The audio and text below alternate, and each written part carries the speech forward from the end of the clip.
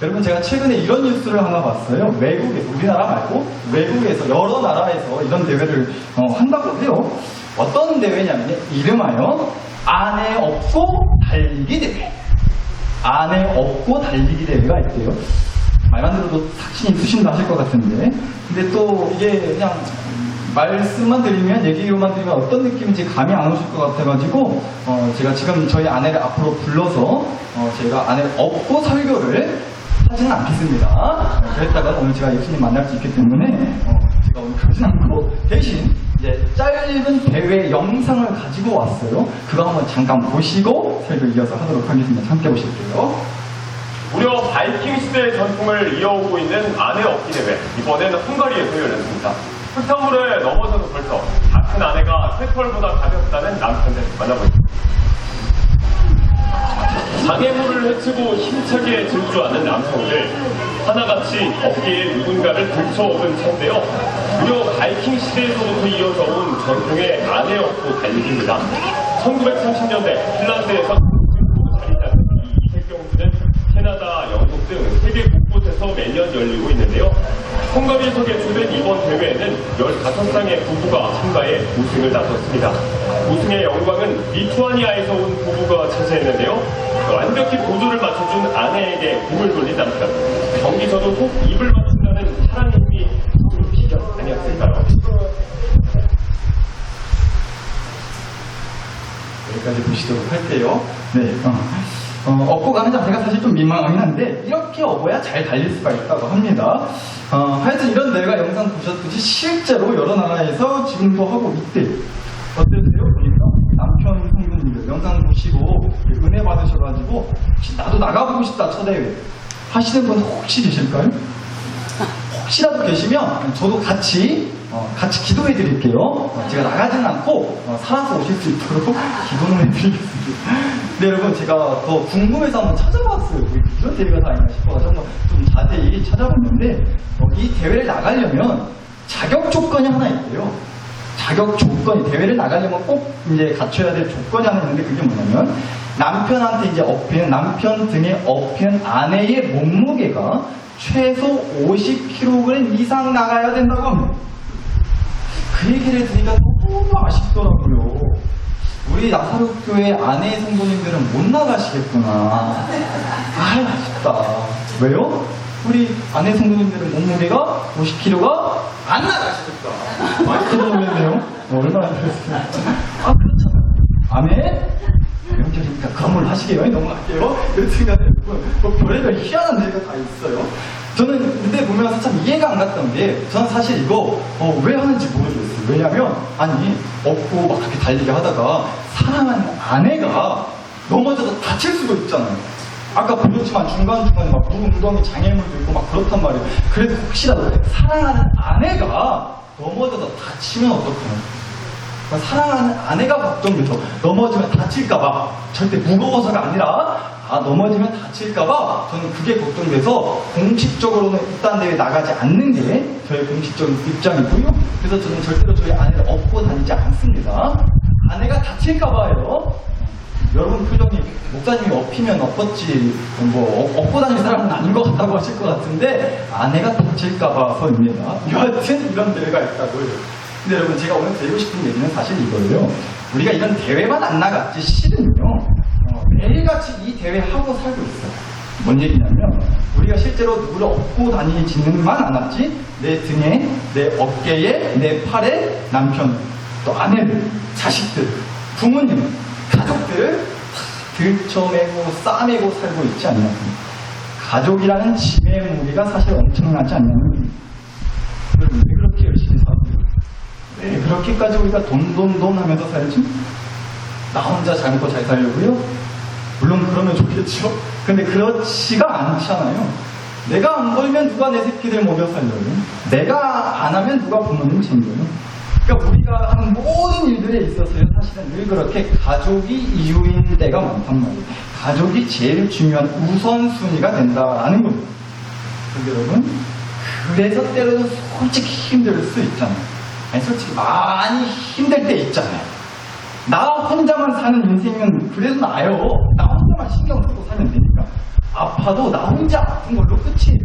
뭐 좀 부족한 게 많아도 내가 좀 불편하게 살면 그걸로 된 거라고. 그런데 가족이 있음으로 해서요, 뭐가 됐든 어떤 거가 됐든 간에 나 혼자만의 일로 끝나지 않는다고요. 이제 내가 아프면 덩달아 가족들도 고생하는 거예요.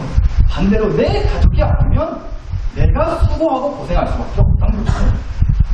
근데 우리 중에 누구도요, 부모님의 도움 없이, 가족들의 도움 없이 크고 자란 사람은 없단 말이에요. 태어나면서부터 그래요? 다 돈이잖아요.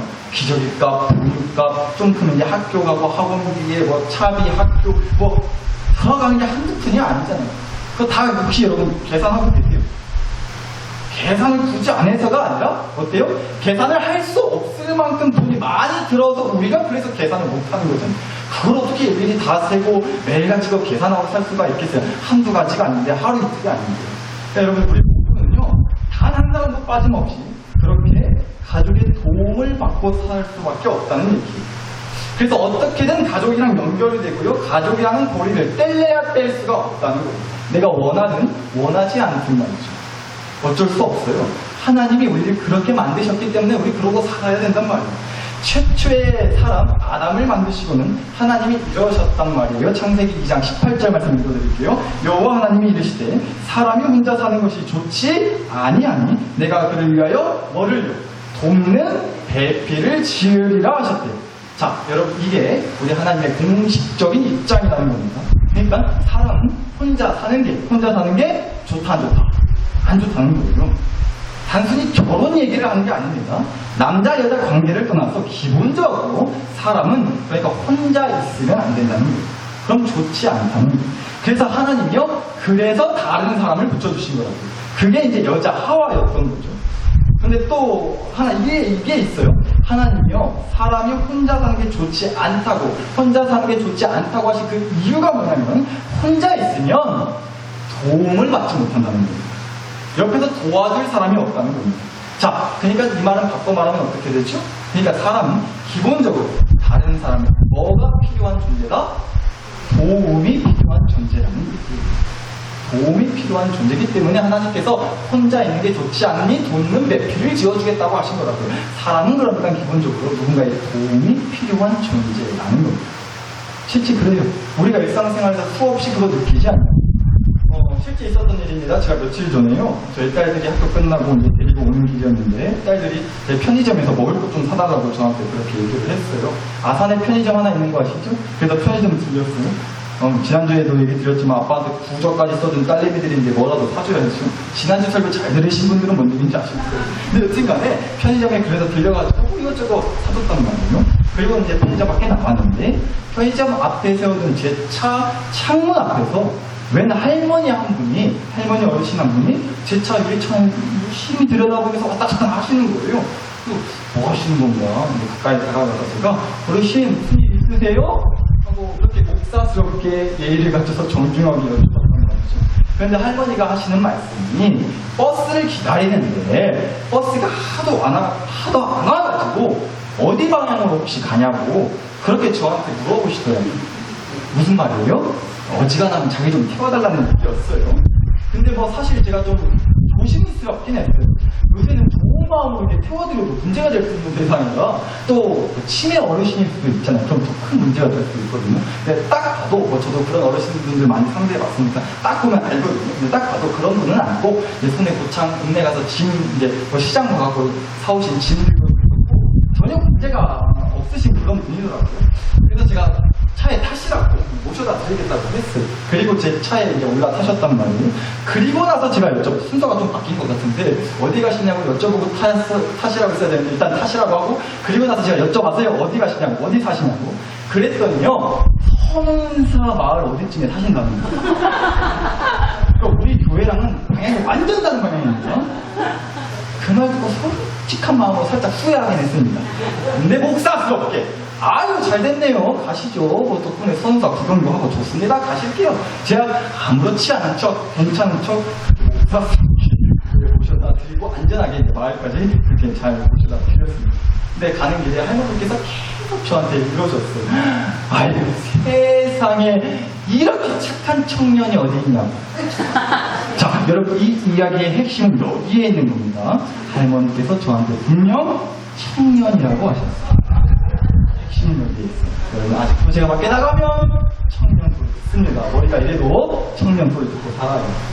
근데 여러분 제가 그랬다는 얘기를 굳이 드리는 건 잘 아시다시피 제가 이렇게 소문내지 않으면 가끔씩 착한 일을 해도 이게 잘 얘기가 안 퍼지더라고요. 아시죠? 저는 오른손이 한 일을 옆 사람 왼손도 알게 하는 스타일이에요. 그렇기 때문에 티를 좀 내고 싶었어요. 제가 좀 그런 목사란 거 좀 알아주시면 감사하겠습니다. 여튼간에 그랬었는데 며칠 전에 제가 진짜 드리고 싶은 얘기는 이거였는데요. 그러니까 우리는 언제나 어디서나 그렇게 때때로 누군가의 도움이 필요한 존재들이라는 얘기를 드리려는 거예요. 하나님이 애시당초 인간을 그렇게 만드셨다고. 혼자서는 안 되는 존재. 누군가의 도움이 필요한 존재로 우리를 만드셨다는 거예요. 따라서 여러분, 우리가 일단은 이걸 인정하고 받아들여야 될 것 같아요. 알아요. 물론 때때로 내 가족이 나한테는 무거운 짐처럼 좀 불편하고 짜증나고 화나게 만드는 그런 짐처럼 느껴질 때가 있다니까요, 솔직히. 그런데 여러분, 피차 마찬가지라는 거예요. 반대로 나도 내 가족들한테 짐처럼 느껴질 수 있어요. 내가 내 가족들한테 무겁고 불편하고 짜증나게 하는 짐이 될 수도 있단 말이에요. 왜요? 거듭 얘기 드립니다. 우리는 누군가의 도움이 필요한 존재들이기 때문에 바꿔 말하면 도움이 필요하다는 얘기예요. 그러니까 우리에게는 부족함이 있다는 얘기예요. 흠이 있고 약함이 있다는 겁니다. 여러분, 근데 그래서 우리가 함께 살아야 된다는 거예요. 서로 부족함이 있으니까 서로가 그 부족함을 채워주려고. 우리 중 누구도 가족의 도움 없이 태어나고 자란 사람 단 한 명도 없다는 거예요. 그런 사람 한 명도 없다는 게 제 머리카락이 거겠습니다. 엄청난 거 본 거예요. 그만큼 제가 자신한다고요. 세상 어떤 자식이 부모의 도움 없이 태어나고 자랄 수가 있겠냐고요. 태어나자마자 부모의 도움 하나 없이 먹는 문제 스스로 해결하는 그런 애가 어디 있어요? 태어나자마자부터요, 부모의 도움 없이는 먹는 문제뿐만 아니라 싸고 난 뒤에 뒤처리하는 문제도 스스로 해결 못해요, 우리는. 우리 다 그렇게 자랐어요. 그렇게 태어났다고. 그래서 툭하면 깐난 애기들은 울어대는 거잖아.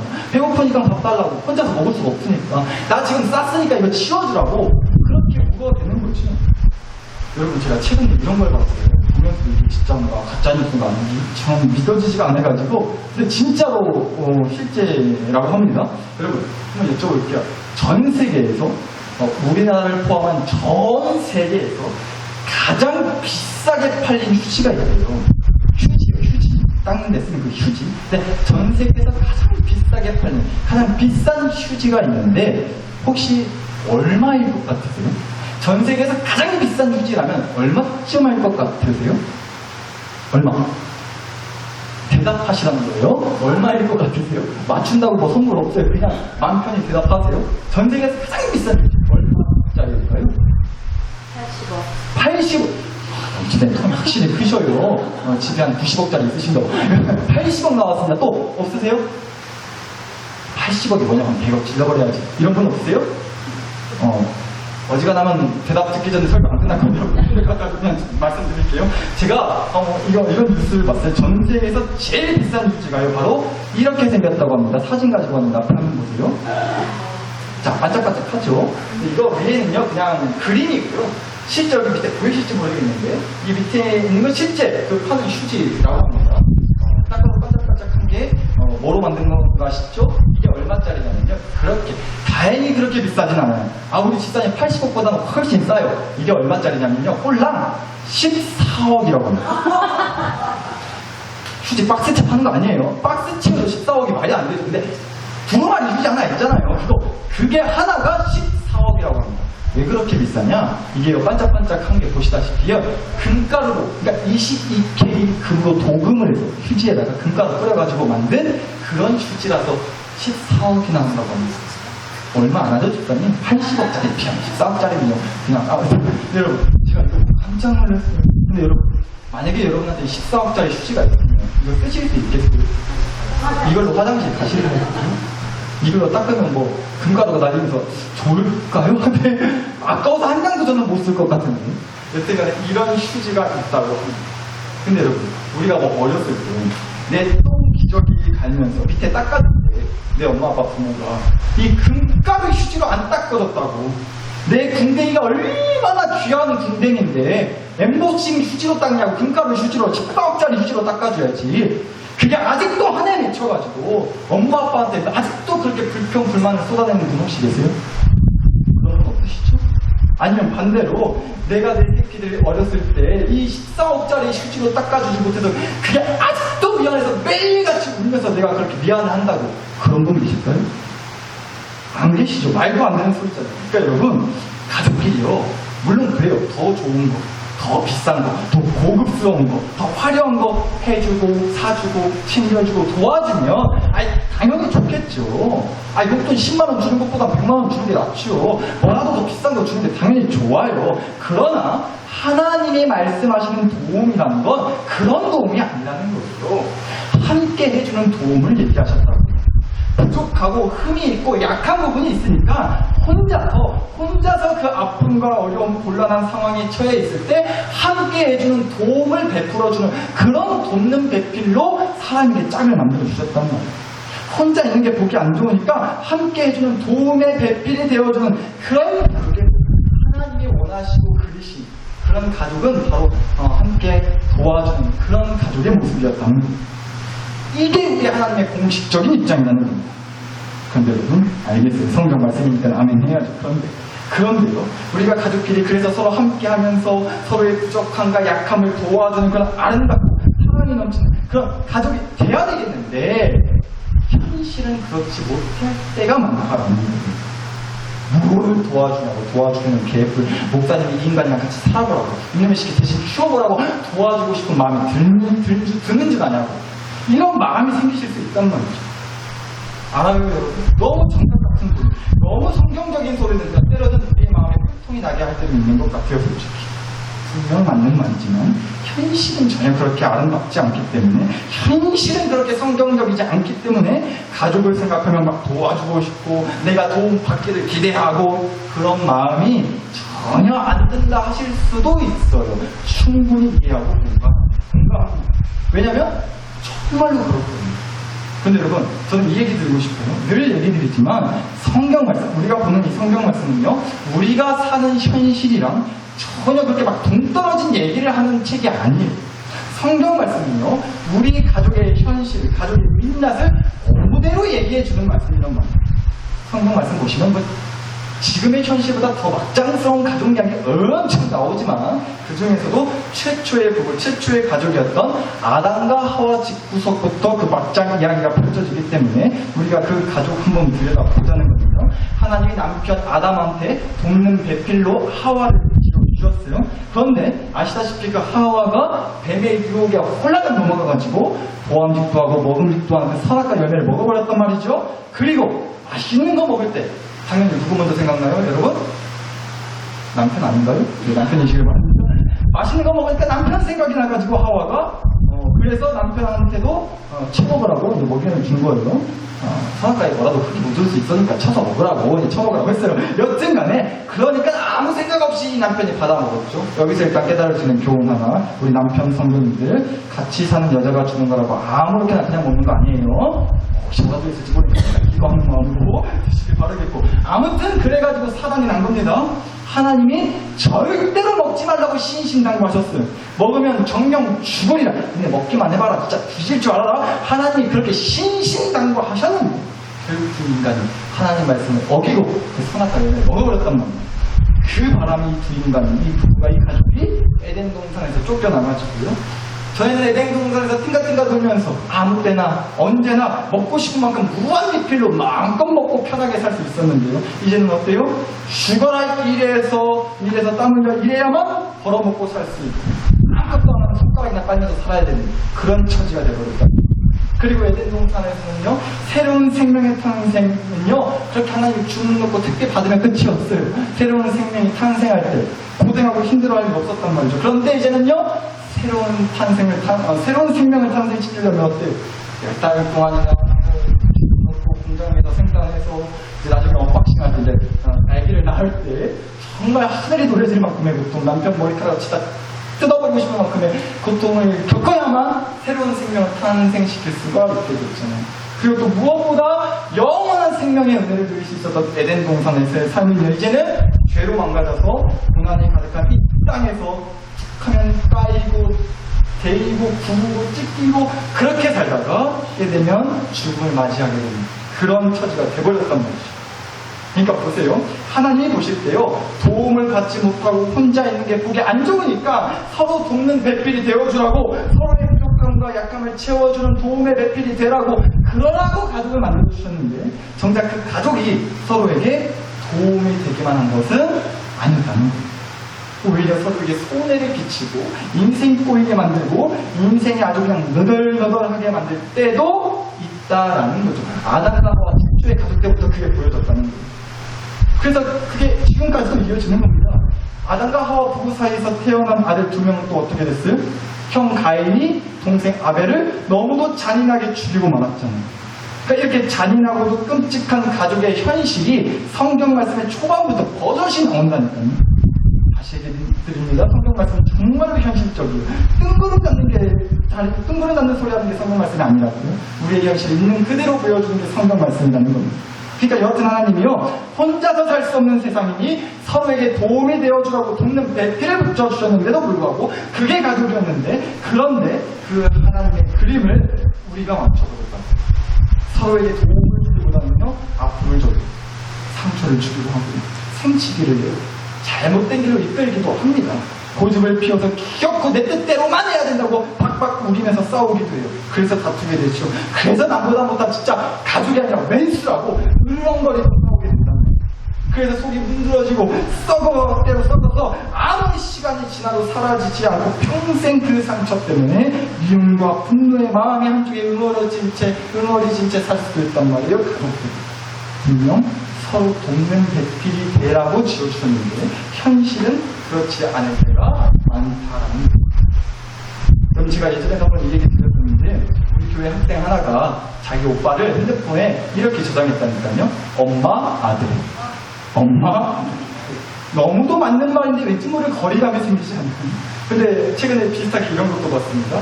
우리 결혼하신 아내분이 본인 남편을 핸드폰에 이렇게 저장했어요. 아내가 남편의 핸드폰에 이렇게 저장했다고요? 마을 주민. 맞는 말이잖아요. 뭐 남편이 다른 마을 몇 마을에 살지 않을 거 아니에요? 같은 마을에 사니까 마을 주민이 맞죠. 근데 왠지 모를 거리감이 느껴지지 않나요? 반대로 이제 어떤 남편분이 자기 아내를 핸드폰에 이렇게 저장했다고 합니다. 맛집 사장님. 기분이 좋다고 해야 될지 기분이 나쁘다 해야 될지 모르겠죠. 우리 아내 되시는 성도님들 나를 그냥 밥이나 해주는 뭐 그런 진짜 그런 여자로 아냐고 또 기분이 나쁘다가도 맛집이라고 인정을 해주는 것 같아서 조금 기분이 괜찮은 것 같기도 하고. 여튼간 무슨 뜻이에요? 분명 가족이지만 왠지 모를 거리감이 느껴진다는 거예요. 왠지 모르게 거리를 두고 싶은 마음이 있다는 거죠. 그래서 남편을 남편이 아니라 마을 주민이라고, 아내를 아내가 아니라 맛집 사장님이라고. 가족이지만 가족 같지 발음 조심해요. 가족 같지 않게 거리두기를 하고 싶을 정도로 그렇게 미움과 짜증의 마음이 알게 모르게 우리 안에 있지 않나요?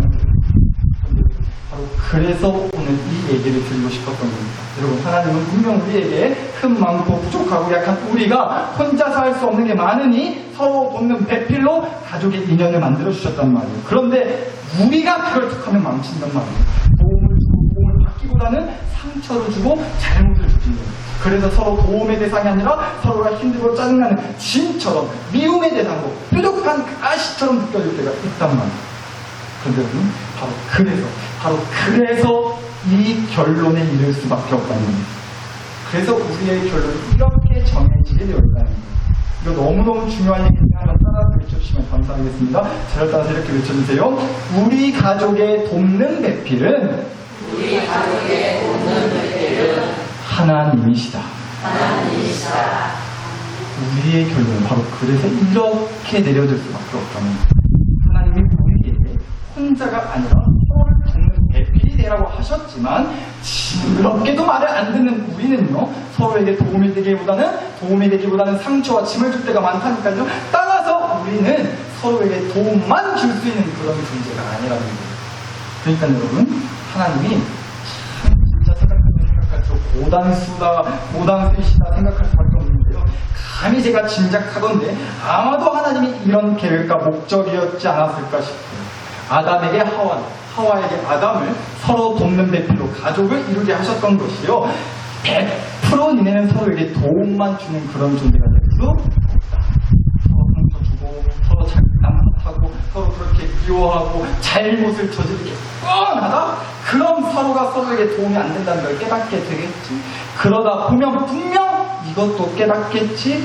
우리 가족이 진짜로 도움을 구해야 될 분은 역시나 하나님이시구나 라는 걸 깨닫게 되겠지. 이런 하나님이 아주 고단수에 숨은 목적과 계획이 있으셨던 게 아닌가 라는 생각을 해보게 됩니다. 오늘 주신 말씀 한번 다시 보실게요. 10편 14절입니다. 주께서는 보셨나이다. 주는 재앙과 원한을 관찰하시고 주의 손으로 갚으려 하시오니 외로운 자가 주를 의지하나이다. 주는 벌써부터 고아를 도우시는 이시입니다. 라고 나옵니다. 네. 다윗이 고백한 거예요. 그런데 이 고백을 할 때 다윗이 느꼈던 감정, 기분이요 이랬나 봐요. 보니까 외로운 자, 고아라는 표현을 썼어요. 그러니까 왠지 모르게 혼자라는 외로움과 서러움에 좀 사무쳤었던 것 같아요. 그게 너무 힘들었던 것 같아요. 자기를 흔들고 짓밟는 그런 상처 주는 주변의 왼수들, 공격들, 말들, 사람들, 상황들 속에서 자기가 철저히 혼자라는 외로움, 아무도 보살펴주지 않는 것만 같은 고아가 된 것 같은, 외톨이가 된 것 같은 기분이 들었나 봐요. 세상에 믿을 사람 하나 없구나. 나 힘들 때 옆에서 함께 해주는 사람 한 명이 없구나. 나는 그 처절한 외로움에 너무나 힘들었던 것 같아요, 다윗이. 그런데 그럴 때 다윗이 의지하고 다윗이 떠올렸던 분이 누구였다고요? 주님, 우리 하나님이시다는 거예요. 왜요? 하나님, 자기를 뭐 하시는 분이니까? 도우시는 분이시니까. 라는 믿음이 다윗에게 있었다는 거죠. 그리고 여러분, 그렇게 다윗한테 하나님이야말로 자기를 도와주시는 분이라는 믿음이 있을 수 있었던, 그 믿음을 가질 수 있었던 이유는 저는 여기에 있었다고 보는 거예요. 다윗에게는 덩달아 이 믿음도 세트로 있었거든요. 말씀 앞에요. 주께서는 보셨나이다. 주는 재앙과 원한을 감찰하시고 하나님 자기를 늘 바라봐 주신다는 믿음도 함께 있었다고요. 다윗은. 그래서 자기가 처한 재앙, 원한까지도 자기를 괴롭히고 힘들게 하는 모든 공격들, 시험들, 문제의 상황들 가운데에도 하나님의 시선이 자기를 향해 있었다고 믿었다는 거죠. 그만큼 하나님이 늘 자기의 삶을 들여다보시고 아주 꼼꼼하게 살펴보고 계시다라는 믿음이 다윗한테 있었던 거다. 그래서 하나님이야말로 자기를 도와줄 수 있는 돕는 대필이라는 그 믿음의 고백을 할 수가 있었다라는 얘기예요. 여러분, 제가 엄청난 걸 하나 발견했습니다. 여러분, 설교 시간에 졸려요, 안 졸려요? 솔직하게. 여러분, 목사가 하는 설교가 너무 은혜 넘치고 재미있고 너 설교가 너무 뛰어나서 잠이 하나도 안 온다고 그러시죠? 하여튼 거짓말 정말 못하시거든요. 여러분, 지금 일어나셨네요. 이제 일어나세요. 그래도 거짓 끝날 때 됐어요. 알아요. 설교 시간에 졸리죠. 충분히 졸리실 수 있어요. 저도 압니다. 제가 부단히 노력은 하지만 충분히 졸리시는 걸 이해합니다. 근데 그래서 제가 발견했다는 거예요. 뭐를요? 이름하여 설교 시간에 티 안 나게 조는 비법. 이걸 제가 발견해냈어요. 설교 시간에 티 안 나게 조는 비법. 이거 그렇게 다시죠. 이건 은혜가 되겠다 싶죠. 잠깐만 기다려주세요. 이런 거 알려주는 교회 목사 잘 없습니다. 여러분, 설교 시간에 티 안 나게, 안 들키고 졸 수 있는 방법이 있어요. 이거 하시면 됩니다. 잠깐만요.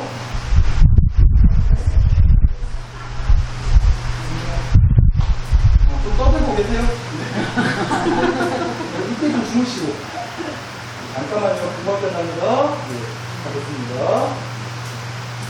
이렇게 하시면 돼요. 짜잔.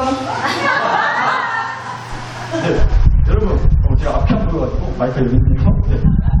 이 정도까지 정성을 보이시면 제가 이해해드리겠습니다. 그냥 넘어가겠습니다. 이러고 주무시면 그냥 주무셔도 되겠다. 그냥 주무셔라고 제가 그냥 못 본 척 넘어갈게요. 그리고 얼마나 은혜로워요. 얼마나 눈 부르뜨고 설교를 열정적으로 정말 뜨거운 마음으로 들으시면 제가 이러면 제가 은혜 받겠다니까요. 근데 여러분, 제가 오늘 이렇게까지 눈 깔가지고 쇼하는 이유는 사실 이거 보여드리고 싶어서 이제 좀 뗄게요. 제 연습가 떼다가 얼마나 아픕니다. 여튼간, 네, 여러분, 제가 드리고 싶은 얘기는 여러분 왜 이렇게 눈물이 나요? 사실 이거 보여드리려고 했어요. 무슨 얘기 나왔습니까? 이런 말 있잖아요. 뒤통수에도 눈이 달려있는 것 같다. 뒤통수에도 눈이 달려있다. 이런 말 하잖아요. 그런데 여러분, 사실은요, 제가 설교 시작 때부터 그랬어요. 바로 이랬다.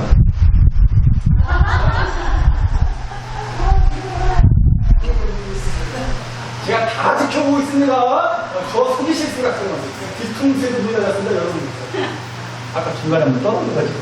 여러분, 근데 제가 끝으로 드리고 싶은 얘기는 사실 이거였습니다. 여러분, 명절이에요. 가족들과 함께 모이고 지는 시간이 아무래도 많이 있을 수밖에 없겠죠. 그런데 보면요, 아무래도 반갑고 기쁘고 설레는 마음도 있겠지만 그런 마음도 드는가 하고 한편에는 좀 답답하고 화가 난다는 마음이 드실 수도 있을 것 같아요. 서로 돕는 배필이 아니라 서로 물어뜯고 서로 마음에 안 들고 서로 무겁고 불편한 짐처럼 느껴질 수도 있으실 것 같아요, 솔직히. 그런데 거듭 얘기드립니다. 우리는요, 서로에게 그럴 수밖에 없어요. 아무도 가족의 그 서러운 외로움과 아픈 마음, 공허한 상처, 그것을 다 감찰하고 바라봐줄 수 없다는 거예요. 내 가족이라 할지라도. 그래서 꼭 기억하시자. 꼭 믿으실 수 있었으면 좋겠어요. 우리 가족의 돕는 배필은요, 뒤통수에도 눈이 달려있는 우리 하나님 아버지십니다. 하나님한테 감히 뒤통수하고 표현하는 이해하고 들어주세요. 그런데 정말로 그만큼 우리를 향한 시선을 절대로 떼지 않으시고 절대로 눈 감지 않으시고 언제나 부릅뜨고 나한테서 우리 가정한테서 단 한순간도 눈을 떼지 않으시는 하나님이 내 삶에 우리 가정에 돕는 배필이 되심을 기억하고 믿으면서 살아가실 수 있기를 정말로 간절히 축복합니다. 따라서 이 시간 함께 이렇게 기도하셨으면 좋겠어요. 하나님, 서로가 서로에게 도움이 되어주라고 가족이라는 인연의 끈을 맺게 해주셨는데 죄송하게도 서로에게 도움보다는 상처, 미움을, 화를 주고받을 때가 많습니다. 우리가 그렇습니다. 근데 너무나 죄송하고 부끄럽게도 앞으로도 도움을 주는 관계가 될 자신이 솔직히 없습니다. 따라서 주님의 도우심이 간절히 필요합니다. 우리 주님께 도우심을 구하고 주님의 도우심으로 회복되고 굳세어지는 하나님의 가정이 되게 하여 주시옵소서. 우리를 향해 시선을 거두지 않으시는 하나님께 우리 가족도 다 같이 시선을 두고 살아가는 믿음의 가족이 되게 하여 주시옵소서. 주님 같은 은혜를 가지고 주여 한번 간절히 부르짖고서 하나님께 기도 올려드리겠습니다. 우리 주여로 기도합니다. 주여